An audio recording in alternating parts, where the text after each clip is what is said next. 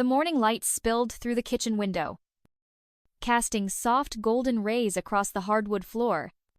Margaret Allen Maggie, to those who knew her well, stood by the stove in her worn but spotless home, humming an old tune from the 70s as the coffee brewed. Outside, the leaves rustled in a gentle Colorado breeze. And somewhere in the distance, a dog barked.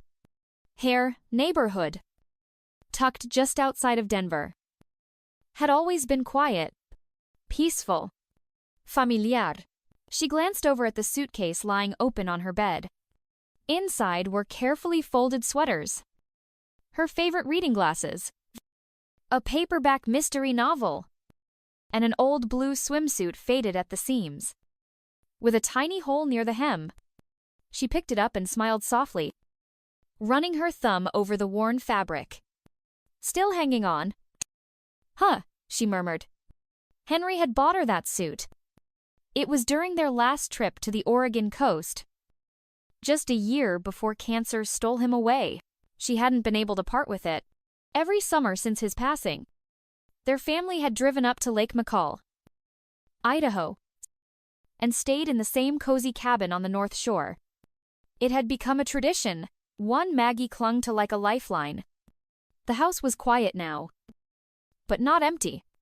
The walls whispered stories, laughter over Thanksgiving dinners, Christmas mornings filled with torn wrapping paper and squeals of joy, quiet nights with Henry's arm around her shoulders. This place had seen her children grow, her marriage deepen, her world change.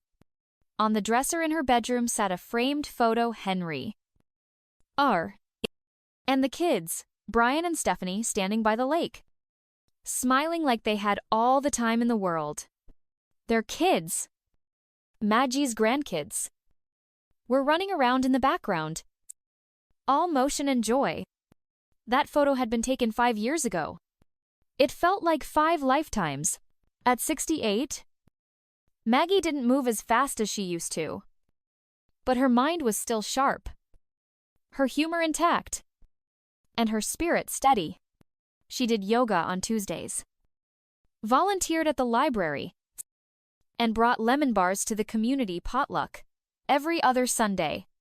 She wasn't helpless, far from it, but she also wasn't blind to how time had reshaped her place in the world. She packed her daily pills into a travel case, added a new bottle of sunscreen to her bag, and sat down at the kitchen table with a sigh. The clock above the sink read 3:07. The kids would be here soon. She'd made Brian's favorite beef pot roast and baked a blueberry cobbler just the way Stephanie liked it, extra crumble on top. Even though they now lived an hour away, visits had become less frequent. Birthdays, holidays, and the occasional "can you babysit for a few hours?" Momsdale. She had high hopes for tonight. The Lake McCall trip was coming up next week, and the family always came together for a dinner before they left, planning, packing lists, excitement in the air. Maggie couldn't wait to hear what cabin they'd picked this year. Maybe it would have a bigger deck or a better view of the water. She didn't care, as long as they were all together. At 4:31, the front door creaked open. Brian's voice echoed down the hallway. "Hey, Mom, that roast I smell." Maggie smiled.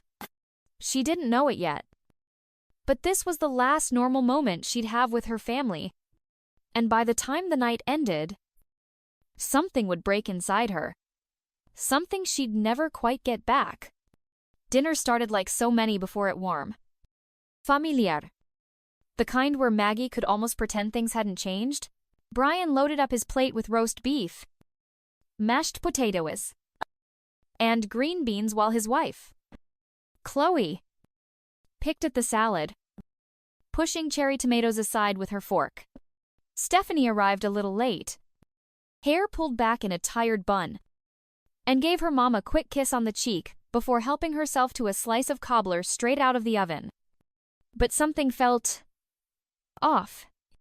The laughter didn't come as easily. The conversation kept looping back to things Maggie wasn't part of: new television shows, work events, our were school functions she hadn't even been told about. And most notably, the kids Ben and Ellie weren't with them. Again, they're with the sitter, Brian said quickly when she asked. Ben had soccer practice, and Ellie's at a birthday sleepover. Maggie nodded, trying not to show her disappointment. She hadn't seen them in nearly a month. They were halfway through dinner when Brian cleared his throat and set his fork down. So, about the Lake McCall trip. He started. Maggie perked up immediately. Yes, I was just finishing packing earlier today. Did you book the same cabin as last year? I hope it's the one with the rocking chairs on the porch. Actually, Stephanie interrupted gently, glancing at Brian. That's what we wanted to talk to you about. Maggie's smile faltered. Oh, we decided to rent a smaller place this year, Brian said, avoiding her eyes. Just us. And the kids. Chloe's parent might come too. And the cabin's got limited rooms. So, there's no room for me, Maggie asked. The words tasted strange in her mouth, like something gone sour. It's not that, Stephanie said quickly. It's just, we thought maybe you'd enjoy a little quiet time here. Last year, you said the noise gave you a headache. Remember? Maggie stared at them. That was one evening. And I still cooked, cleaned, helped with the kids. It's not about that. Mom, Brian said, still not looking at her. It's just, you're not as young as you used to be. The drive, the stairs, the constant running around. It's a lot. We just didn't want you to feel overwhelmed. And you thought not inviting me was kind? She asked. Stephanie reached out and touched her arm. Don't be upset. Mom, we love you. We just thought this year might be a little different. Maggie nodded slowly. Different, she repeated. Right. The room felt colder somehow. The walls tighter. She pushed her plate away. Well, I appreciate you telling me in person. I'll just find something else to do that week. Brian let out a breath of relief. Chloe was already back on her phone. By the time dessert was served, the conversation had moved on to work gossip and car trouble. Maggie sat there, silent, nodding in all the right places. But the warmth had drained from her smile. Later, after they'd left with quick hugs and even quicker goodbyes, she cleared the table in silence. The dishes clinked louder than usual in the sink. She went to put away a folder of bills on the sideboard when she noticed a stack of papers Brian had left behind. She picked them up, probably insurance forms. She thought absently, but the moment her eyes scanned the heading, her breath caught. Preliminary Agreement of Sale Address, 414 Birchwood Drive, Ive. Littleton. CO, her address. Her house. The one she had signed over to Brian and Stephanie 5 years ago, with the agreement she could live there for the rest of her life. And now, they were planning to sell it. Maggie sank into a chair. The room spun slowly. The realization hit her like a slap. The trip to Lake McCall wasn't just a vacation without her. It was a distraction. A cover. They didn't want her there, because they planned to sell the house while she was gone. And just like that, the warmth that had filled her kitchen hours earlier was gone. So was the illusion that family meant safety. The house was still, the kind of still that doesn't feel peaceful but abandoned.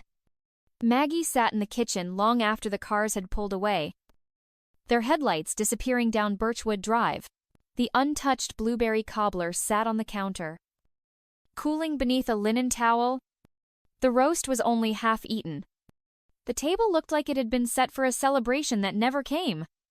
In her lap, the papers trembled slightly in her hands. They were going to sell the house. Not just talk about it. Not just consider it. The paperwork was done. The buyer's name was listed. The price was negotiated. All it needed was her signature, her compliance. She looked around the kitchen. Once the heart of the home, the same kitchen where Henry had danced with her barefoot to Elvis Presley, where Brian had made his first lopsided pancakes, where Stephanie used to sit on the counter and chatter about the latest book she was reading, where her grandkids had built Lego castles on the tile floor just last summer. How could they? How could her own children, her blood, plan something so massive behind her back? Had she become so invisible to them? Maggie rose slowly, her legs unsteady beneath her. She wandered into the living room. Papers still clutched tight. The clock above the mantel ticked steadily, indifferent to the chaos unraveling inside her. The walls were covered in framed photos, family vacations, Christmas mornings, first birthdays. Her gaze landed on one taken just after Henry's funeral. Brian had his arm around her shoulder. Stephanie was wiping away tears.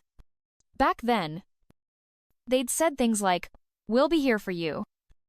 Mom, you're not alone. We'll take care of everything." Now they were taking care of everything by getting her out of the way. Maggie pressed her hand over her mouth, trying to hold back the wave of nausea rising from her gut. It wasn't about the trip, or even the house. Really, it was about the message beneath it all. You're not part of the plan anymore.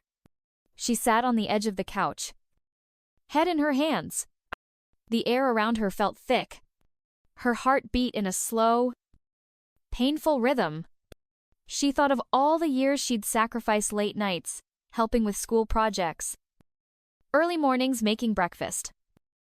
Entire decades spent building a life around her children. And now, she was a checkbox to be removed from their spreadsheet. When had they stopped seeing her as their mother? When had she become an obstacle? She cried. Not the quiet, graceful tears of television dramas. These were raw, gut-wrenching, sobs the kind that come from somewhere deep and unspoken. She didn't remember the last time she cried like that. Maybe when Henry died. Maybe not even then. It was after midnight when the tears stopped. Not because she felt better, but because something inside her shifted. She walked into the study, turned on the lamp, and laid the papers out neatly. Her eyes were swollen. Her back ached. But her mind was sharper than it had been in weeks. If they thought she would just roll over and let them decide her future, they were wrong. Maggie Allen had spent her entire adult life putting others first. But not this time. Not when her dignity was at stake.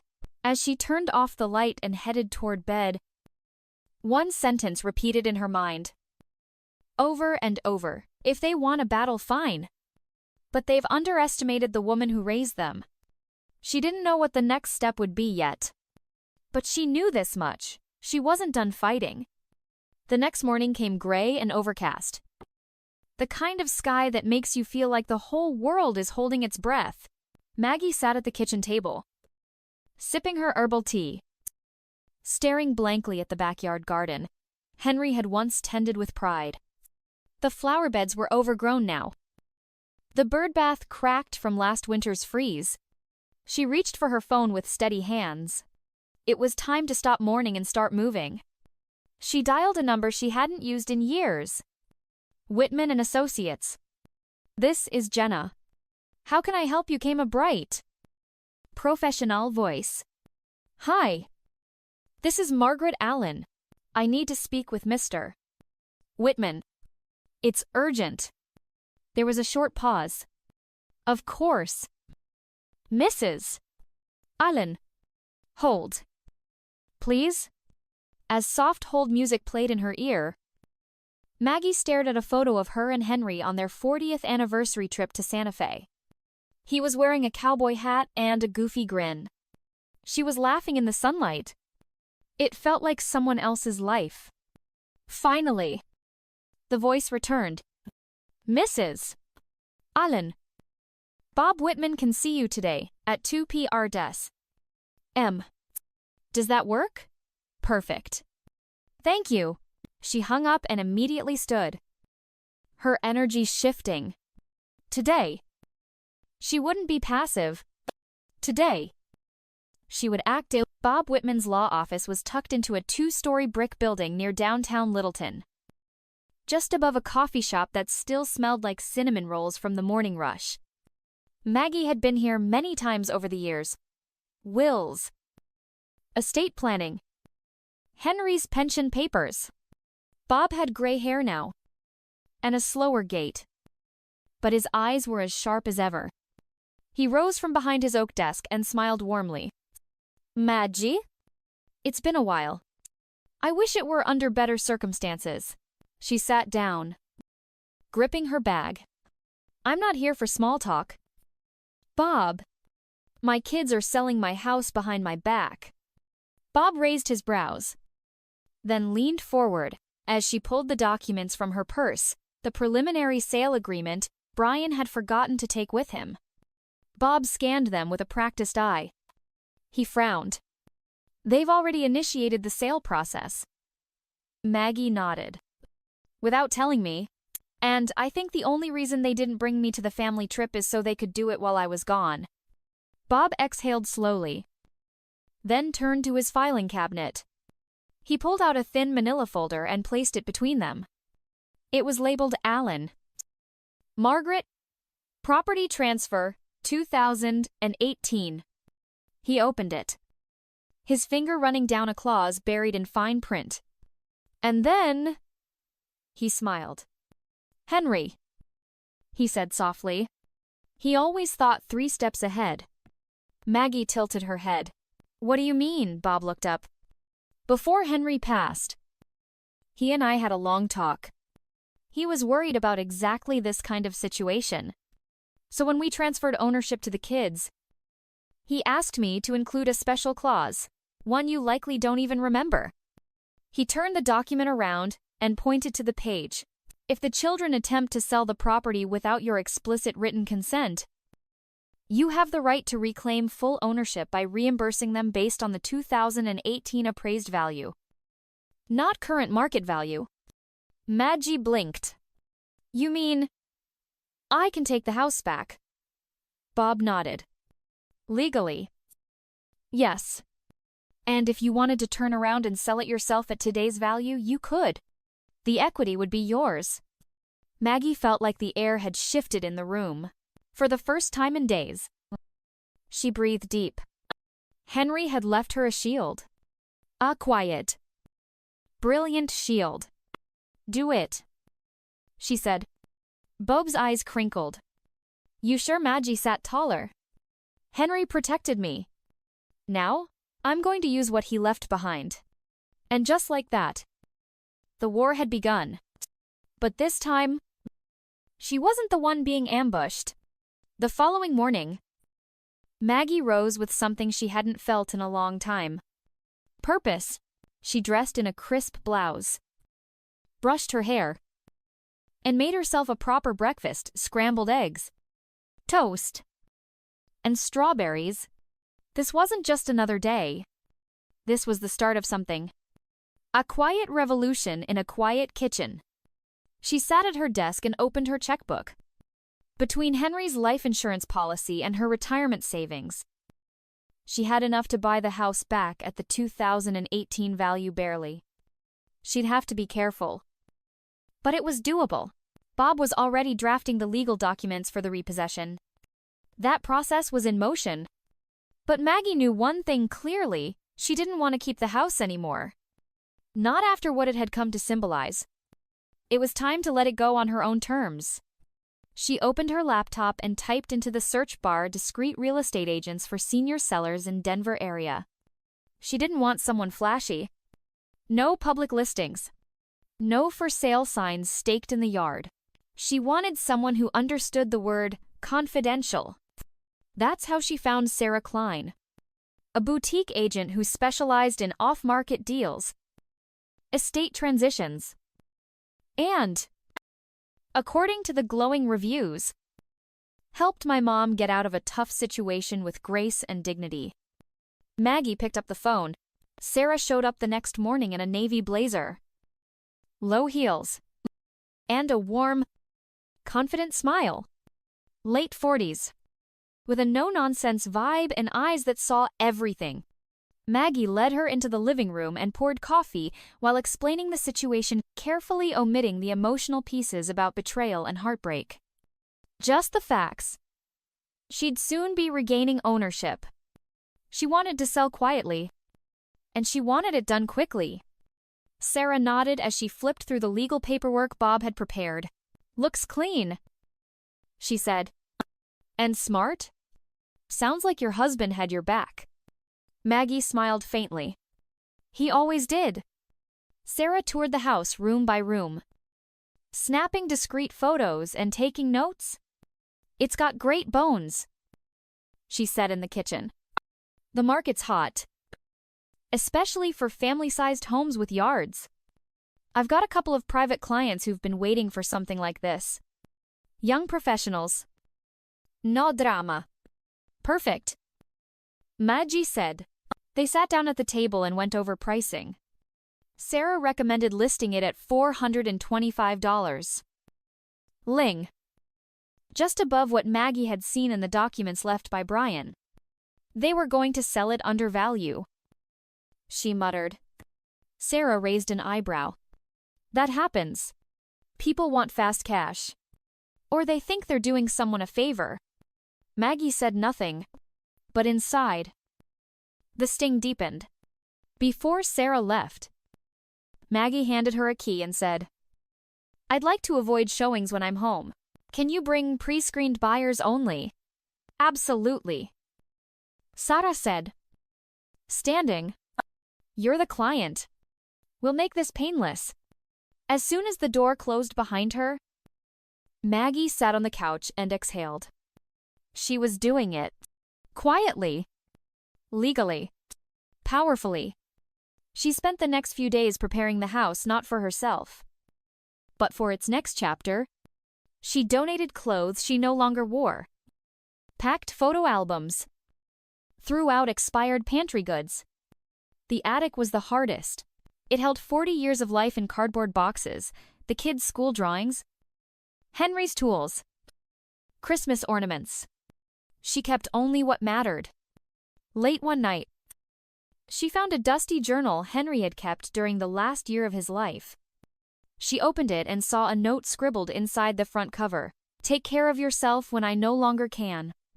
Her throat tightened, but she didn't cry this time. Instead, she whispered, "I'm trying. Henry, I really am." The offer came on a Thursday morning. Sarah's voice was light on the phone, but firm. "Maggie, I think we've got a winner."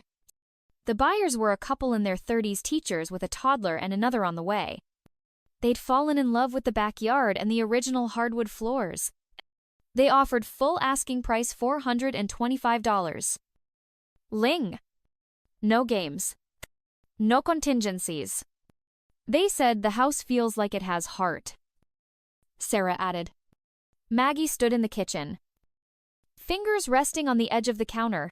That same counter where Henry had once rolled out homemade pasta, where her grandchildren had spilled juice boxes, where her entire life, for better or worse, had played out like an old family movie.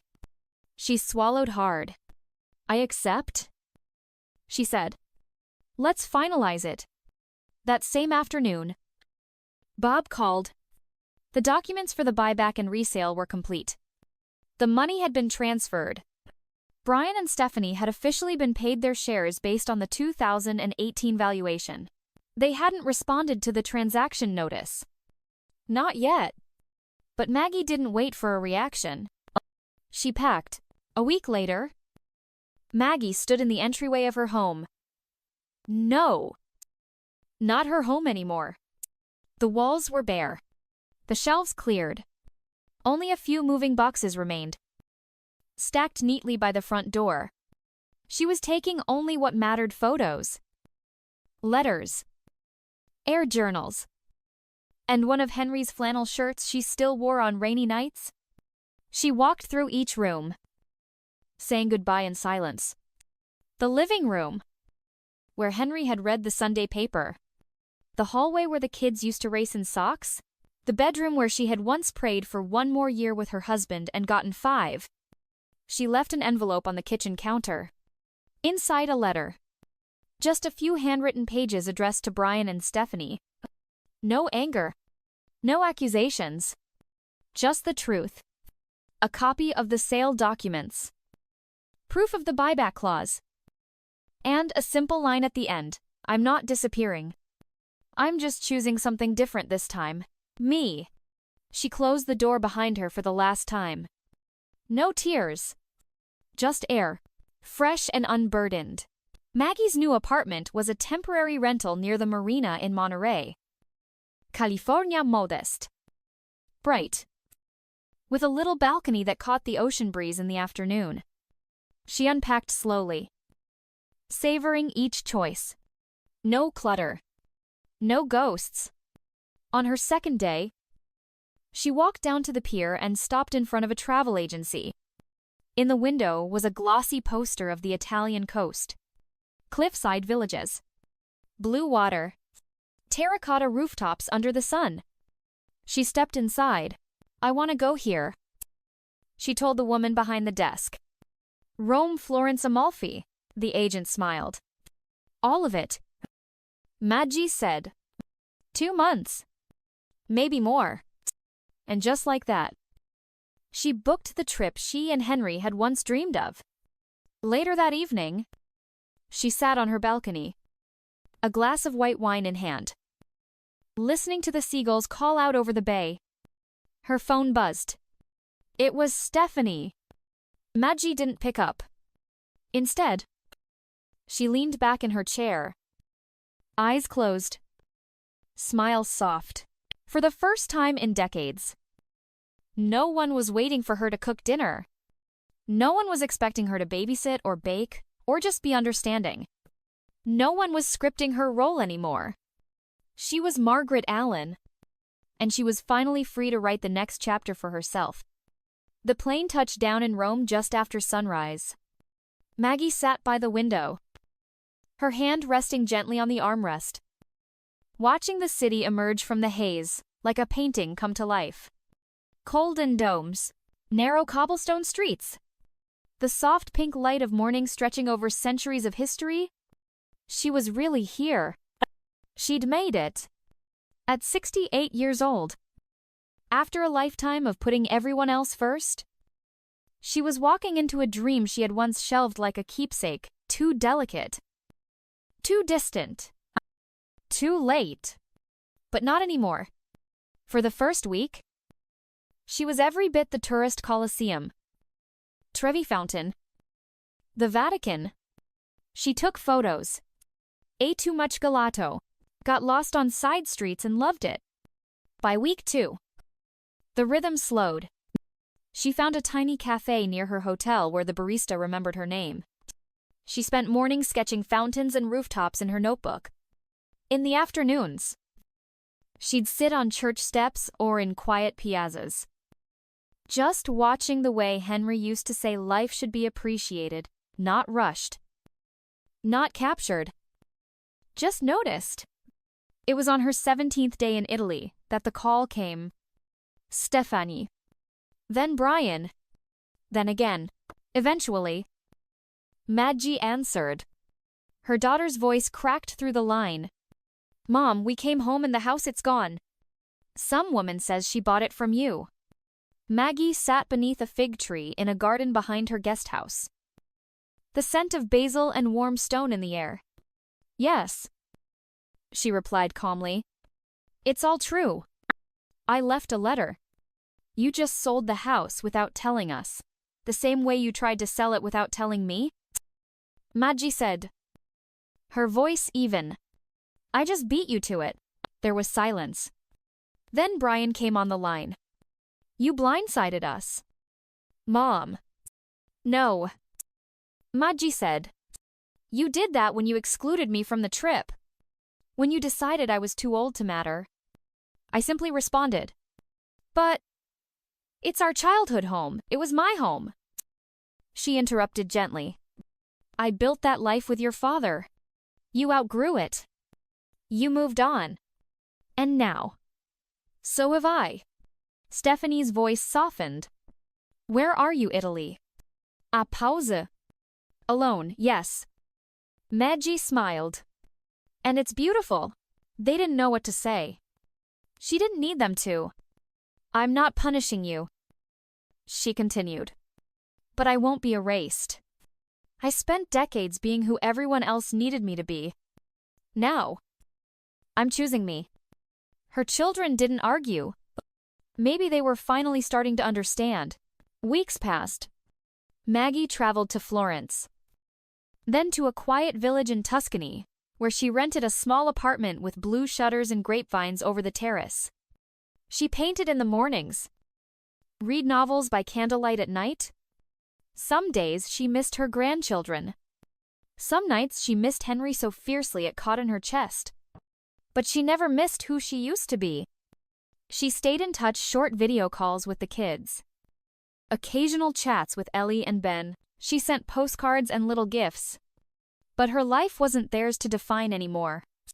One evening, Stephanie messaged Ben wants to visit Italy someday. He says it's where brave people go to start over. Maggie laughed softly to herself. Maybe it was. Maybe that's exactly what she had done. As the sun dipped below the horizon, she stood on the terrace of her rented home, a glass of wine in one hand, and whispered into the breeze, Henry, I kept the promise. I'm living the dream for both of us. And for the first time in her life, the future felt like hers alone.